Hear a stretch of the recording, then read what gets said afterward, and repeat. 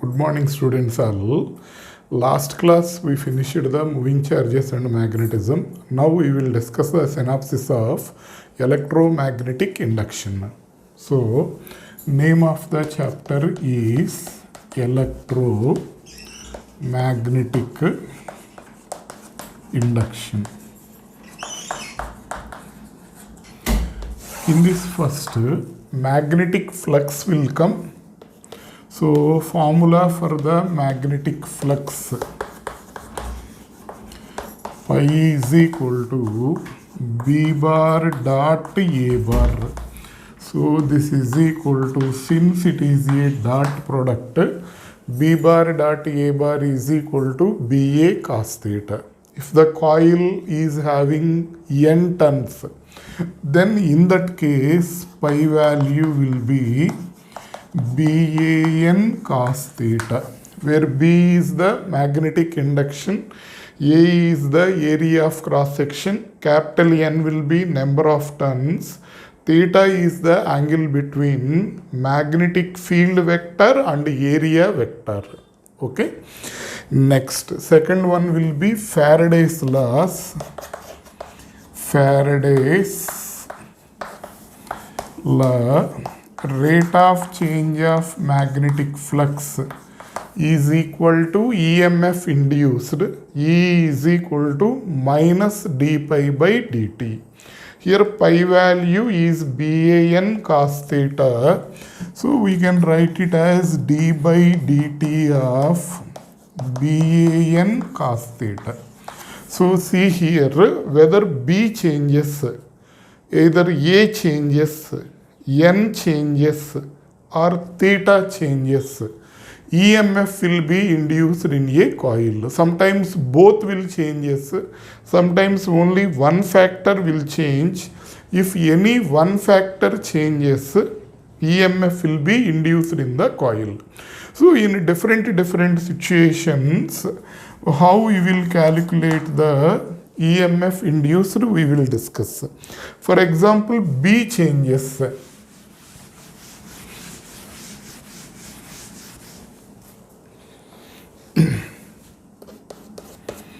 If capital B changes, E is equal to, remaining all will be constant, minus AN cos theta into dB by dt, or we can write it as minus AN cos theta into B2 minus B1 by T2 minus T1. If area of cross section changes,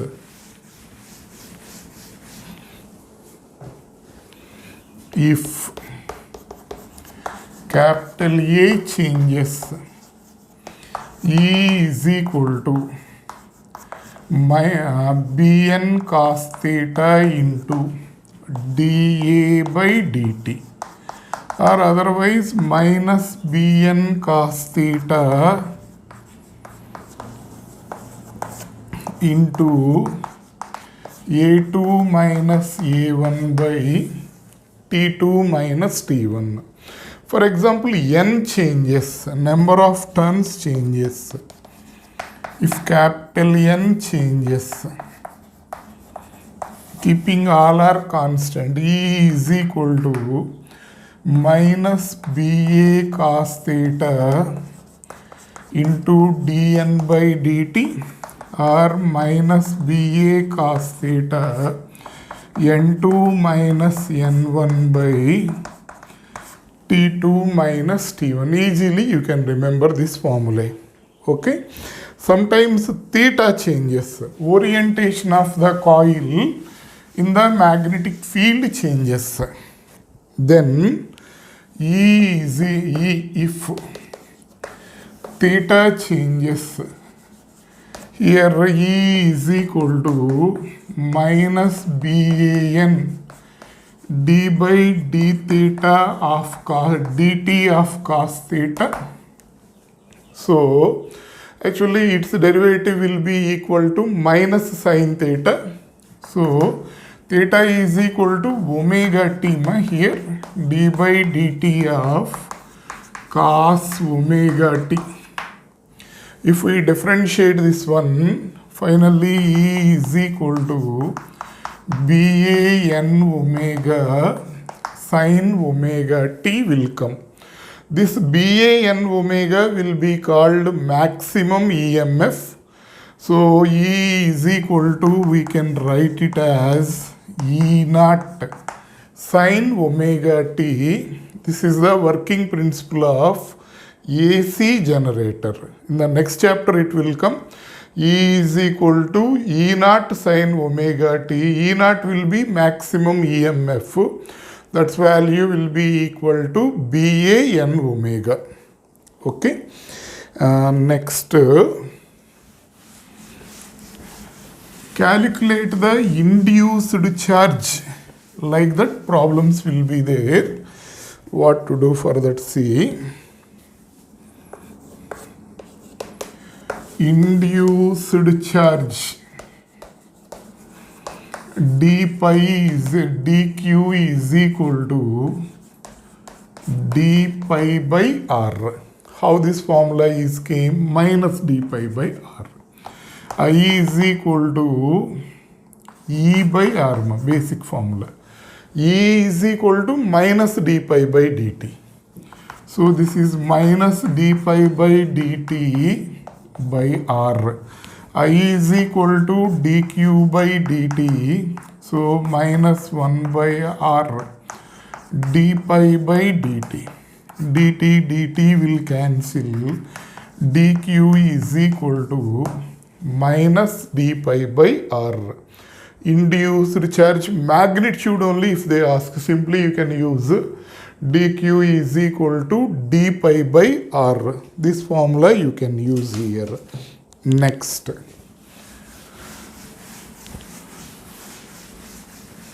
And the motional EMF problems will be there.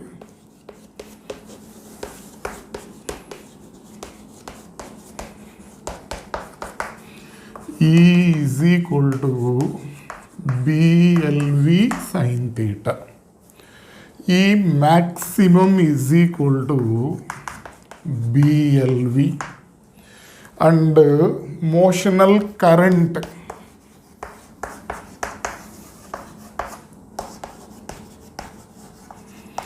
I is equal to, generally E by E maximum only we will take. So this value will be BLV by R. Next, motional current completed. Next, force they will ask. Motional force BIL. So I place, you substitute BL by V. So this is B square L square V by R will come. Next, power they will ask. F into V. So it becomes B square L square V square by capital R. These formulas they will ask about the motional EMF. Motional EMF means what? For example, this is a rod. When it is moving in a magnetic field, EMF will be developed across the ends of the rod. That is called as the motional EMF. When a rod is moving in a magnetic field, then EMF will be developed across the two ends of the rod. That will be called as the motional EMF. But generally, relating to the directions, how induced current direction will be there, like that questions will be there. How to do that questions, see. But two types of magnetic fields will be there. One will be cross field. Another one will be dot field. Okay. Cross field means field is acting into the paper. If the field is acting inward, perpendicular to the plane and acting inward, that field will be called cross field. perpendicular to the plane and acting outward. It is acting like this. Then that magnetic field will be called as the dot field, cross field and dot field. And if you consider any coil, for example, it is a coil. If current is flowing in the clockwise direction, the face what you are facing, that will behave as the south pole. So remember like this. Yes, you write at the two ends, two arrows you keep. Then clockwise. Then it will behave as the south. If current is flowing in a coil in anti-clockwise direction, that face of the coil which is facing to you will behave as the north pole. Right N, at the ends you keep two arrows. How these arrows in the anti-clockwise direction? So if current in a coil is in anti-clockwise direction, that face of the coil will behave as a north pole. Remember that one. Relating to this, some questions will be there. Basing on the Lenz law, how the questions will be there? See, Lenz law, what it is saying is, direction of the induced current or induced EMF is always oppose the cause which create it. Because of which reason that EMF is developing, this EMF direction will try to oppose that reason. For example, here one coil is there, no current, just coil. Here one magnet is there.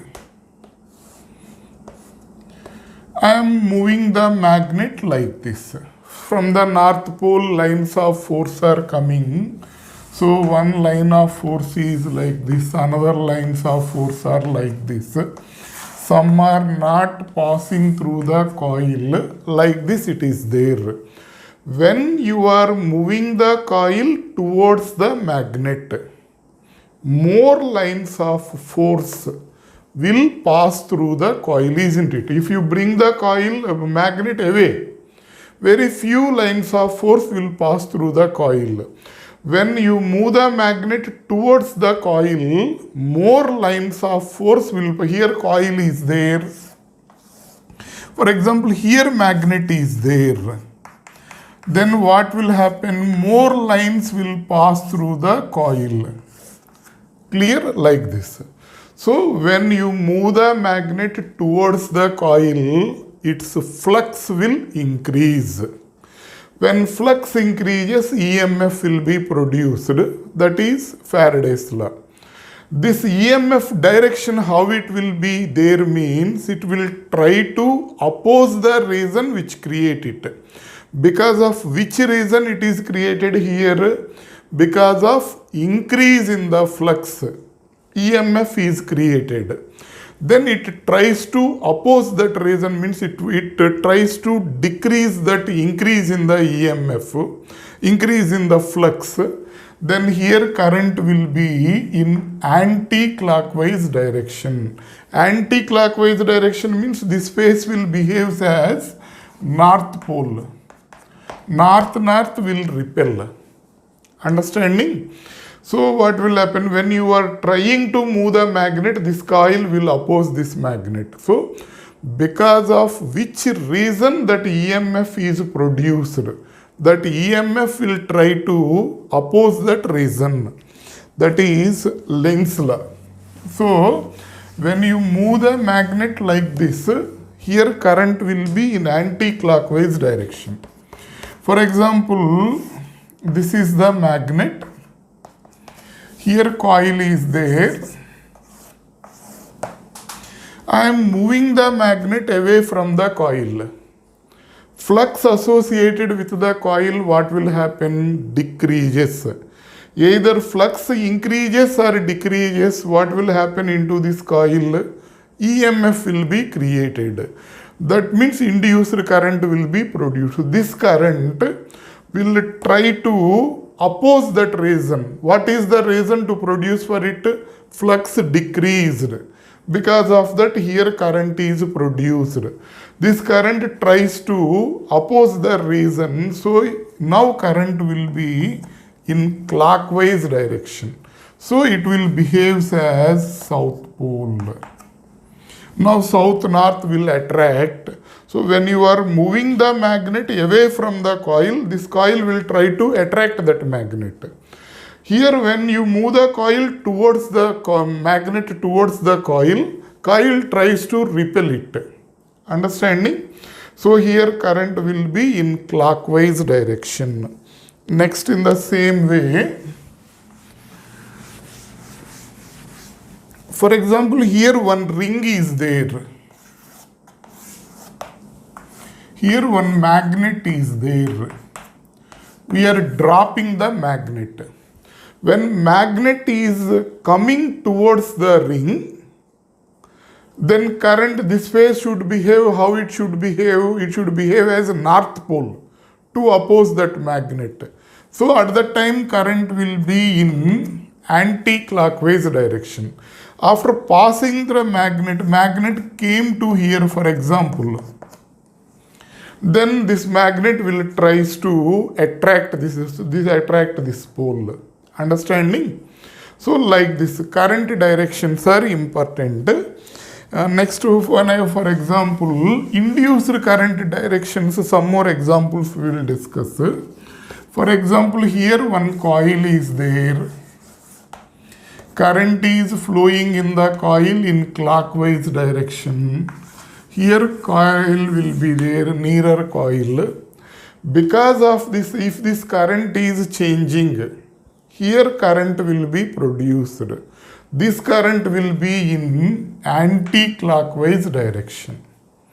If it is clockwise, it will be anti-clockwise. If it is anti-clockwise, it will be clockwise. Okay. Next, here one coil is there. One cross magnetic field is there. This field is we are increasing gradually. Means cross field is we are increasing. Then the current produced in this coil, what it will do? It will try to oppose that increase in the cross field. So it should create outward field. So current in this will be in anti-clockwise direction. Whatever it may be the shape.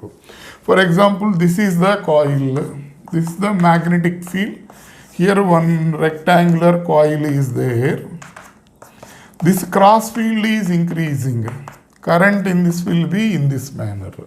Okay. It should create the opposite field so that net field will tries to decrease the net field. Understanding? That is Lenz's law. Next.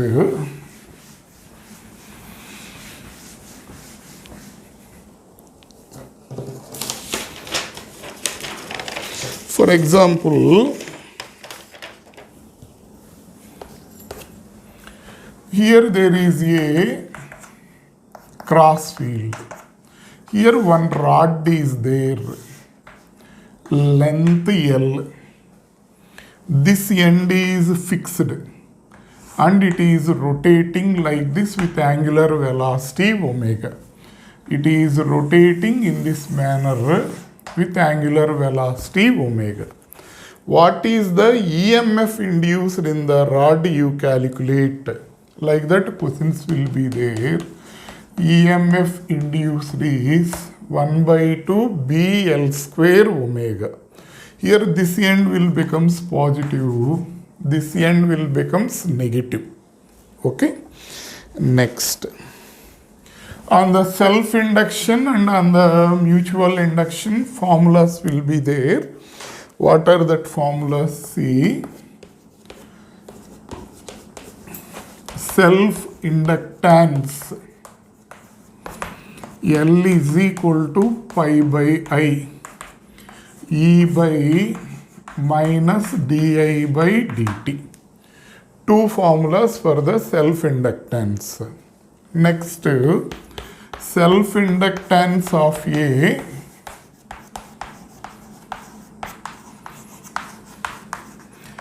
long solenoid capital L is equal to, here formula, mu naught mu r n square al. N is the number of turns per unit length. Mu naught mu r, you know, relative permeability of the vacuum. Next, on the solenoid, energy stored in the solenoid, energy stored in the solenoid or in a coil, U is equal to 1 by 2 Li square. Next, after this,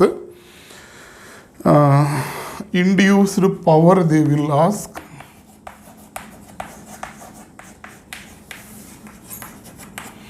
P is equal to E into I. So, this is L into di by dt. So, minus Li di by dt. E value L into di by dt. Already I is there. So, minus Li di by dt. These formulas will be there, and energy stored per unit volume they will ask. Energy stored per unit volume, magnetic field, B square by 2 mu naught. These formulas are required relating to self-induction. Next, mutual induction.